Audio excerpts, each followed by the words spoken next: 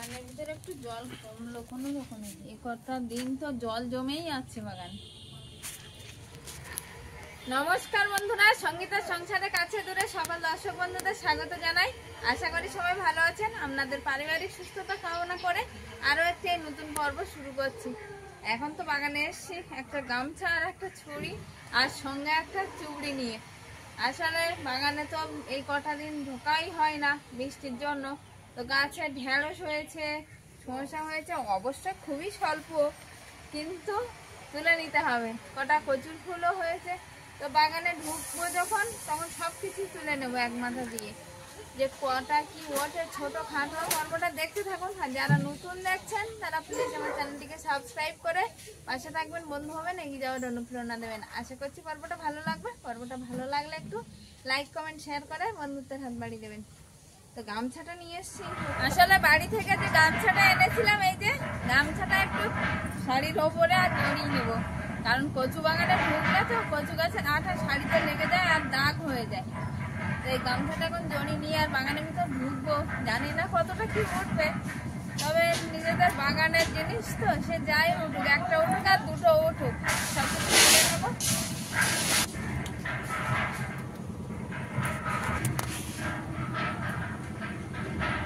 এই বর্ষাকালে ঢেঁড়স গাছ তো আমার থেকেও লম্বা লম্বা হয়ে গেছে, কয়েকটা ঢেঁড়স গাছে হয়ে আছে, আর সঙ্গে একটু প্রচুর ফুল আছে কিনা দেখবো একটু, কারণ প্রচুর ফুল তো ভালোভাবে না দেখলে খুঁজেই পাওয়া যায় না।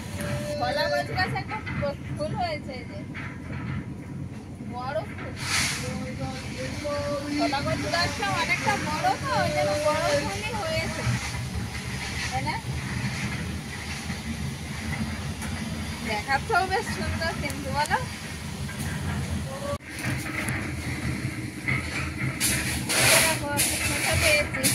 এই তো একটা পেয়েছো, কোথায় গাছে হয়েছে তাই তুলেছি। এই একটা আছে, ওই একটা আছে। না না, তুমি তুলে নাও। হ্যাঁ, চাটনি খেতে হবে না, চাটনি খাওয়ার মতো হয়নি। ওই আর একটা আছে।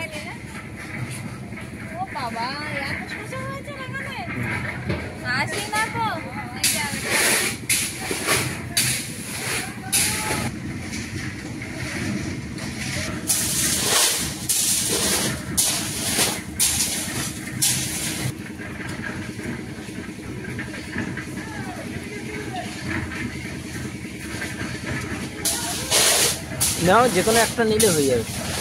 এটা খাওয়া যাবে? হ্যাঁ হ্যাঁ, হয়ে যাবে না কেন, একটা কেটে দেবে।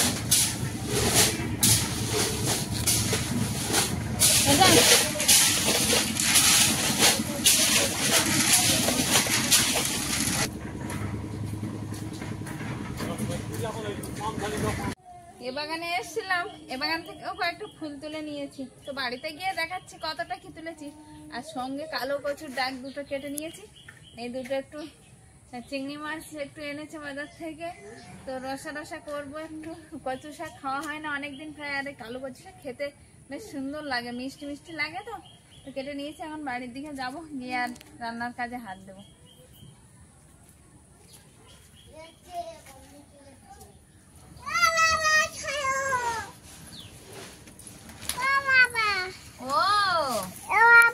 সবজি তো এই কচুর ফুল উঠেছে কয়েকটা দেখছি, মানে খুব বেশি উঠিনি, তবে বাগান করিয়ে যা হয়েছে এগুলো রেখে দেব। আর আরেকদিন তুলে একসঙ্গে হলে অনেকটা হবে, তো তখনই রান্না করব। আর কচুর ফুল প্লাস্টিকে রেখে দিলে বেশ থেকেও যায় ভালো। আর এইগুলো ওই বরবটিগুলো উঠেছে, সঙ্গে উঠেছে তিনটে শসা, তো শসা একটু মাঝে করিয়ে দেবো। দেখি সব উঠেছে অল্প, মানে সব সবজি মিলেমিশে অল্প অল্প উঠেছে, যাই এটা ওটা করে মিশিয়ে রান্না করলেও হয়ে যাবে। এখানে আছে দাম এখন দুটো বেগুন, কয়েকটা ঢেঁড়স, শসা, কচুর ফুল সব মিলিয়ে বেশ একসাথে হয়ে যাবে তরকারি করলে।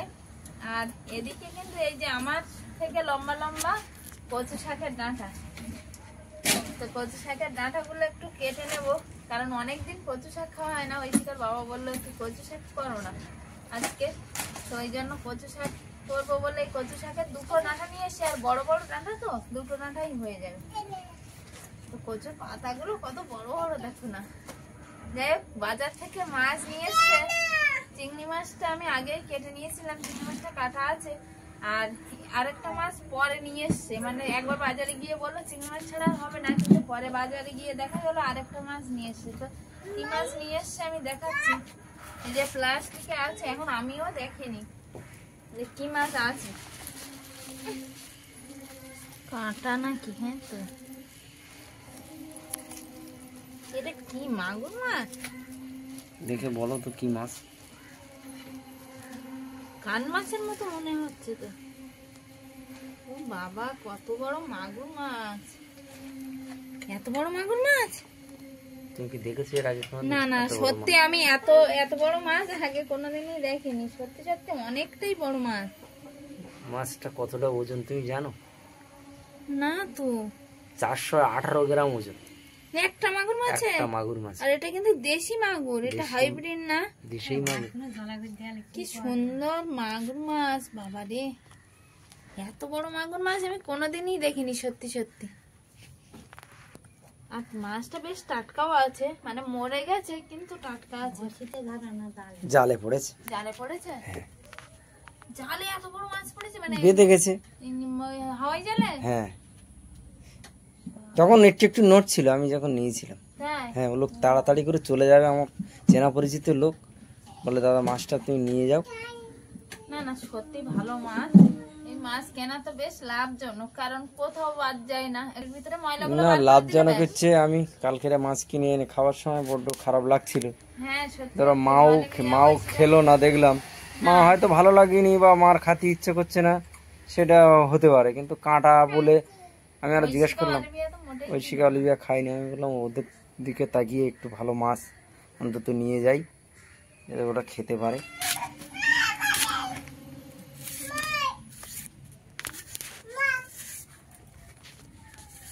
অলিভিয়া, অলিভিয়া, তুমি এদিকে আসো, আগে বলতে হয়। হ্যাঁ এসো, এদিকে আসো।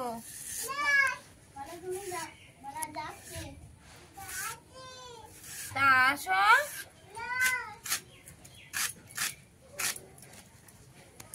কালো কচু শাক কিন্তু আগের বছর আমাদের যেমন পুকুর ছিল, পুকুরে প্রচুর হতো। আর সেইখান থেকেই উঠেছে। হ্যাঁ, সেইখান কিন্তু সেই তার মূল মাটি চাপা পড়ে গেল, তবুও কিন্তু তার থেকে কচু শাক হলো। তো এই মাটির ওপরে কচু শাক হয় তো, কিন্তু মিষ্টি কিন্তু বেশি, কারণ একটুও জলের ছোটা পায় না, আর রসটাও কম, ওই জন্য মিষ্টিটা বেশি। খাবারও দরকার, একটু ক্যালোরিরও দরকার সবার। হ্যাঁ ওটাই।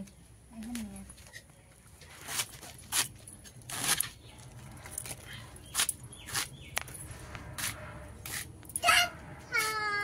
ধাপা ঠাকুমার সঙ্গে টুকি খেলতে হবে তো। বাবা, পেঁপের ভিতরে একটু ফাঁকা নেই, দারুণ পেঁপে।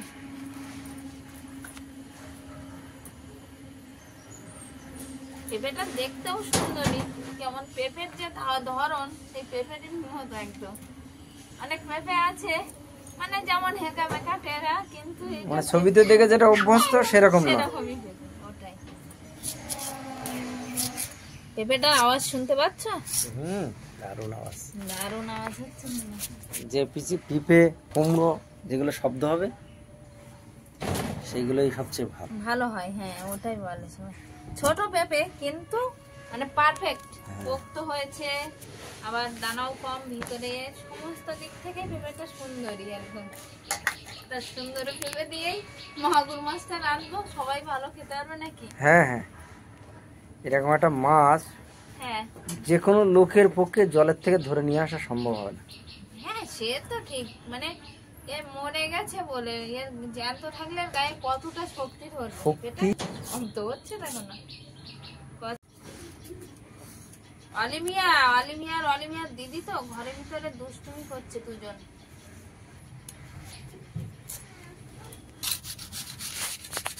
শশা খাবে খাবে খাবে ভালো। ঠাকুরমাকে একটু খাবিয়ে দেবে নাকি? ঠাকুমাকে একটু খাবিয়ে দেবে? তা আসো আসো।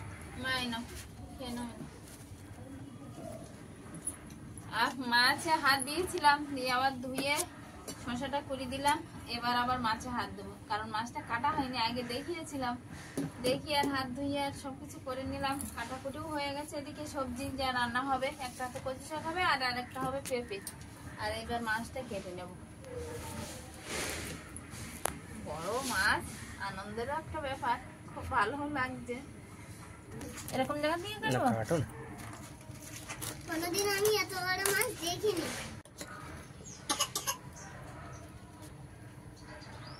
মাছের আবার চর্বি হয়েছে, দেখো না, সে মাংসে যেমন চর্বি হয় না, এত বড় মাছ চর্বি হবে না। না মা বলছিল হয়তো ডিম হবে বৌমা।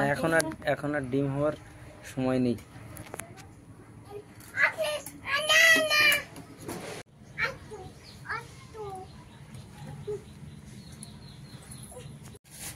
একটা মাছ 8 পিস মাছ হয়েছে, মানে বুঝতে পারছো। উনানটা ধরে দিয়েছি, বেশ ধরেও গেছে। আর আগে কিন্তু মায়েদের একটু গরম জল করে দিয়েছি। মা আর অলিভিয়া স্নান করছে। এদিকে আছে কচু শাক, এদিকে আছে পেঁপেটা কেটে তো আগেই জলে দিয়ে দিয়েছি। আর এদিকে কাটা মাছটা আমি গরম জল করে ধুয়ে নিয়েছি। বলো, তো উনানটা ধরে গেছে, এখন কড়াইটা দিয়ে দেবো উনানের ওপরে। উনানের ওপর কড়াইটা চেপে গেছে। আর এবার মাছে একটু লবণ আর হলুদ মাখিয়ে নেবো, নিয়ে আর মাছটা আগে ভেজে নেব। আরেকটা জিনিস কিন্তু দেখাতে ভুলে গেছিলাম, এই যে চিংড়ি মাছ বাজার থেকে নিয়ে এসছে, ছোট ছোটই চিংড়ি মাছ। তো মাছগুলো কেটে ধুয়ে নিয়েছি। আর এখন একটু দেখি খোসাটা ভালোভাবে ছাড়িয়ে নেবো, মানে সময় পাইনি তখন। তো পেঁপের তরকারিটা বসিয়ে দিয়ে আর খোসাগুলো ছাড়িয়ে নিয়ে কচু শাক দিয়ে করবো চিংড়ি মাছ। চালা করে নিয়েছো নাকি? হ্যাঁ, মা বললো মাথার ভিতরে কিছু ঢুকবে না, তো তুমি ফেলে দাও একটু, ওই জন্য ফেলেই দিয়েছি। আর এখন এই লবণ হলুদ মাখিয়ে একটু ভেজে নেব। তুমি ওই শিকার দিয়ে বললে কোথায় যাবে, কাজে আর যাওনি? চলে এলাম তাড়াতাড়ি করে।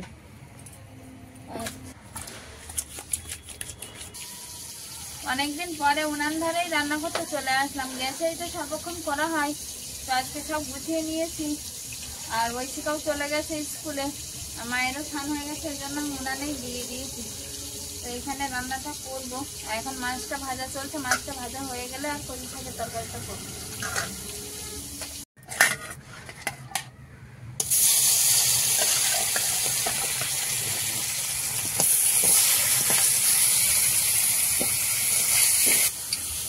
মাগুর মাছটা ভাজছি তো মনে হচ্ছে কান মাছ যেমন হয় না, নদীর কান মাছ, ওরকমই হচ্ছে।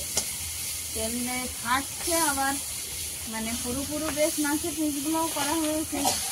একদম মনে হচ্ছে কি নদীর কান মাছ, দেশি মাগুর আর মনে হচ্ছে না।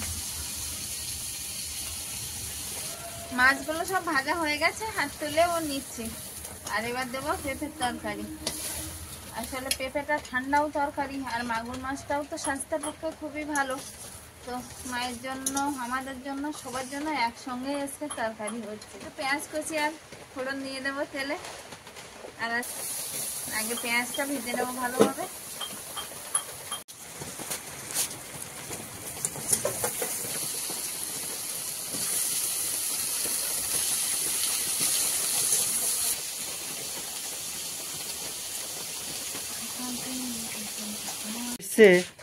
সাইকেল রেখে যেতে কি কারণ?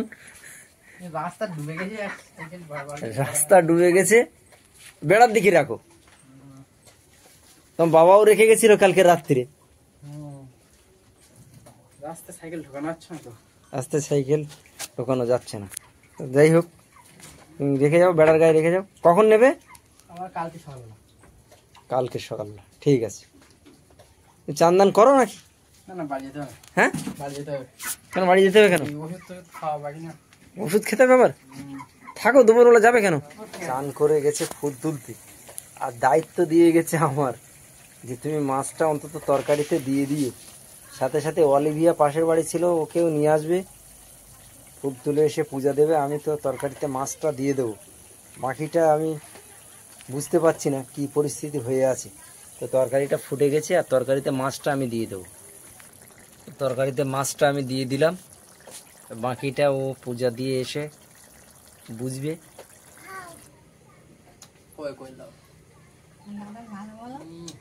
এটা কি করে? দাদাকে ভালো কিনা জিজ্ঞেস করেছো? দাদাকে বলো দুপুরবেলা থাকো, বলো থাকো।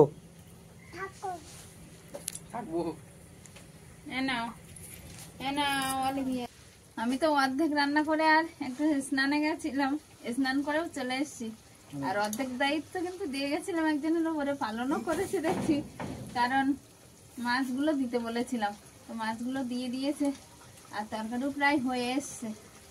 তো এবার মশলা দিয়ে আর নামিয়ে নেব।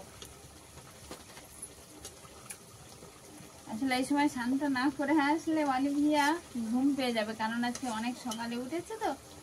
আর ওকে আগে তো স্নান করে দিয়েছি, আর বাচ্চাদের এমনি স্নান করলেই ঘুম আসে। তো মা আর অলিভিয়াকে খেতে দেবো তরকারিটা হয়ে গেলে।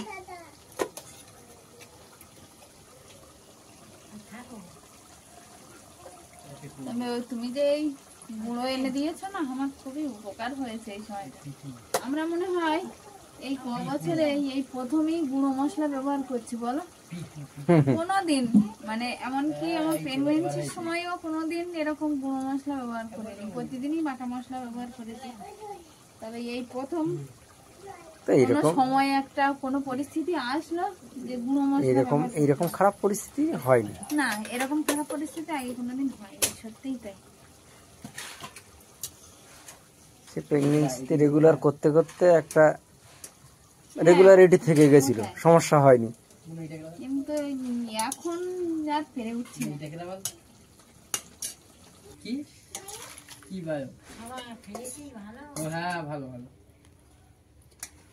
হয়ে গেল দেশি মাগুর আর সঙ্গে পেঁপে, একদম স্বাস্থ্যকর রান্না। কচু শাকের তরকারি তো হয়ে গেছে। হ্যাঁ, পেঁপের তরকারির পরপরই তো বসিয়ে দিয়েছিলাম না, ওই জন্য হয়েও যাচ্ছে।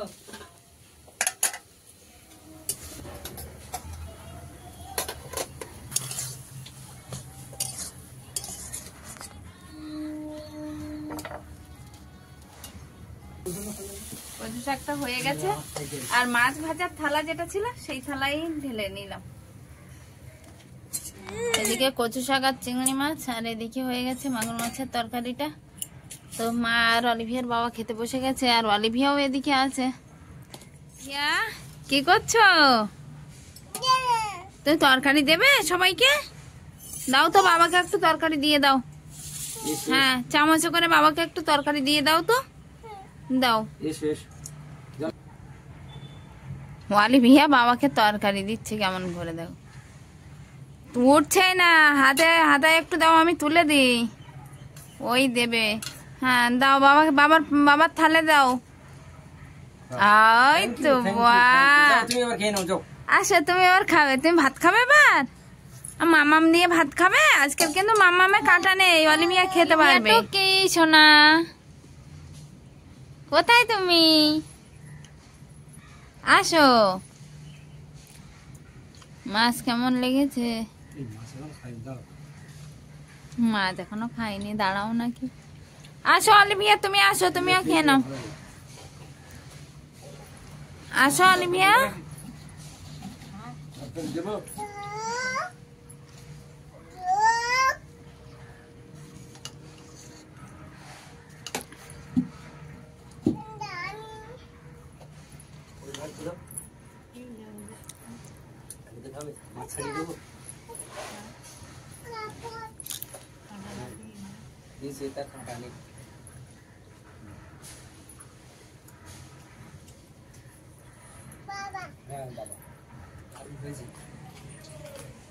মাছটাও খুব টেস্টি মাছ, খুব তৃপ্তি করে খেলাম। আচ্ছা ঠিক আছে। মা মাছ খেয়েছো আজকে একটু? অনেকদিন পর একটু মাছ মানে জ্যান্ত এনেছিল, কিন্তু বাড়িতে হয়ে গেছে মোরা, কিন্তু ওখান দিয়ে জ্যান্ত এনেছে অনেকদিন পর। জ্যান্ত একটা স্বাস্থ্যকর মাছ, মাও একটু খেতে পারলো, এটাই অনেকটা ভালো লাগলো। আচ্ছা ঠিক আছে, তুমি যাও, মা কি নেয় আমি দিচ্ছি, আমার তো খাওয়া হয়ে গেছে। আচ্ছা ঠিক আছে, যাও খাবারটা নিয়ে। হ্যাঁ, আমি আর অলিভিয়া আবার যাবে বলছে, খাবারটা নিয়ে আসি। যাও। খাবার আনতে যাবে? কেলনি নাও, নিয়েছো? চলো চলো চলো চলো, হ্যাঁ চলো চলো। আমার আগে হাঁটছে অলিভিয়া, সামনে একটু জল কমেছে কোনো রকমে, তবে এখনো পুরোপুরি কমেনি। যাই এর ওপর দিয়েই চলে যাচ্ছে, বেশি জলের হাত থেকে তো একটু রেহাই পেলাম। বৃষ্টি থামছে না, তার জল কমবে কি করে? আমরা তো অনেক ভালো জায়গায় আছি। কলকাতা প্রচুর জায়গা, রাস্তাঘাট সব ডুবে আছে এখন। কালকে আমি গেলাম 4 কিলো